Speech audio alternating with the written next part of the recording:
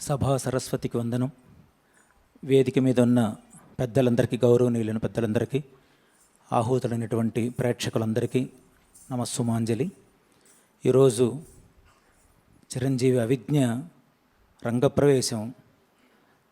మా మిత్రుడు, మాకు సోదర సమానుడు, అన్నయ్యలాగా శ్రీ చింతా శివాదినారాయణ గారి ప్రశిష్యురాలు, వారి శిష్యురాలు శ్రావ్య గారు, వారి శిష్యురాలు అవిజ్ఞ.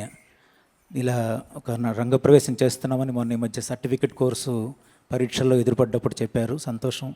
వస్తాను. ఈరోజు క్లాసులన్నీ పక్కన పెట్టేసి మా మిత్రుడు పిలిస్తే కూచిపూడి సంప్రదాయ కుటుంబానికి సంబంధించిన చింత, ఏలేశ్వరపు, వెంపటి, ఇవన్నీ పసుమర్తి, వీళ్ళంతా కూచిపూడి నాట్యానికి తరతరాలుగా సేవ చేస్తున్నటువంటి మహనీయమైనటువంటి భాగవత కుటుంబీకులు. వీళ్ళ నాన్నగారు చింతా సీతారామాంజనేయులు గారు సంగీత నాటక అకాడమీ అవార్డు గ్రహీత. వీళ్ళు సంప్రదాయంగా కళని వారసత్వంగా ఎన్నో తరాలకి అందజేస్తున్నారు.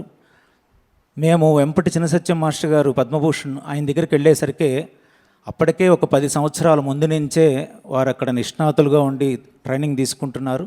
మేము కలిసి అమెరికాలో చాలా ప్రదర్శనలు చేశాము, శివాదినారాయణ గారు, నేను. ఇవాళ ప్రదర్శన దగ్గరికి వచ్చేసరికి చిరంజీవి అవిజ్ఞ చాలా చక్కగా ప్రదర్శన చేసింది. సాత్వికాభినయం కూచిపూడి నాట్యానికి ప్రధానం. తను పెట్టే భంగిమలు కానీ, తర్వాత తను చూపించేటువంటి హావభావాలు కానీ చక్కగా కనువిందుగా ఉన్నాయి. తర్వాత మంచి వాద్య సహకారం ఇవాళ అందించారు. మేమంతా చిన్నప్పటి నుంచి ఈ కూచిపూడి బృందం ఇదంతా శ్రీ పాలపర్తి ఆంజనేయులు గారు, తర్వాత మా మిత్రుడు హరినాథ శాస్త్రి, తర్వాత నా శిష్యురాలు గానం, తర్వాత ఈయన నట్టువాంగం, శివాజీనారాయణ గారి నట్టువాంగం, ఫ్లూట్ విద్వాంసులు అందరూ చక్కగా తమ యొక్క ప్రజ్ఞని ఇవాళ చాటుకున్నారు. వీళ్ళందరి సహకారంతో ప్రదర్శన చాలా నిండుగా ఉంది. తను ఈ కూచిపూడి నాట్యంలో సంచారీలు చాలా ప్రధానమైనవి. తను బాలగోపాల తరంగంలో వెంపటి చిన్నసత్యం మాస్టర్ గారి అన్ని ఐటమ్స్ ఇవాళ చేశారు.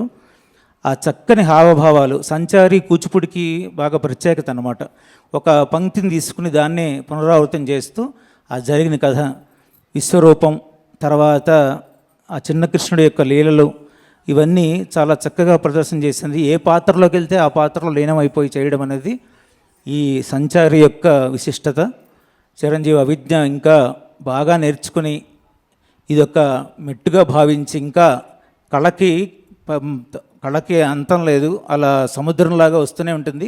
ఇంకా తను ఎంతో సాధన చేసి ఉన్నత శిఖరాలు అధిరోహించాలని, గొప్ప నర్తకిగా భవిష్యత్తులో పేరు తెచ్చుకోవాలని కోరుకుంటూ ఈ అవకాశం. ఇందులో ఈ ప్రదర్శనలో మొదట గణపతి స్తుతి చిన్న పద్యం, తర్వాత చివరిలో మంగళం, ఇందాక నేను సాయంత్రమే రాసి పంపించాను. ఆ రెండు ఇందులో భాగస్వామినందుకు ఈ ప్రదర్శనలో నాకు కూడా చాలా ఆనందంగా ఉంది. ధన్యవాదాలు.